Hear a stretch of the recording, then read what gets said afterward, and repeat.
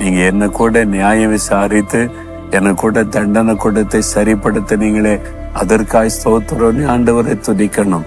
சில தோல்விகள், சில நஷ்டங்கள், சில இழப்புகள், சில பிரச்சனைகள் உங்களை யோசிக்க வச்சதில்ல, ஏன் இப்படி நடந்ததுன்னு தேவனுடைய நீதி நியாய தீர்ப்பு வெளிப்பட்டு நீ சரியாகணும், இதுக்கு மேல இந்த தப்ப பண்ணக்கூடாதுன்னு உணர்த்துவதற்காய் தேவன் அனுமதித்தார்.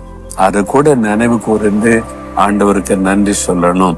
ஆண்டவருடைய சிக்ஷை வந்தது அவங்களுடைய வாழ்க்கையில, என் வாழ்க்கையில எல்லாம் வந்துச்சுப்பா, அதெல்லாம் வரணும். வந்தாதான் நம்ம சரியான பாதையில போவோம்.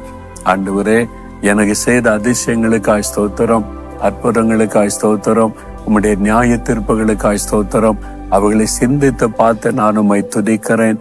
என்னை மறுபடியும் அர்ப்பணித்துக் கொள்கிறேன். வருகிற புது வருஷத்திற்கு என்னை நீங்க ஆயத்தப்படுத்துங்க.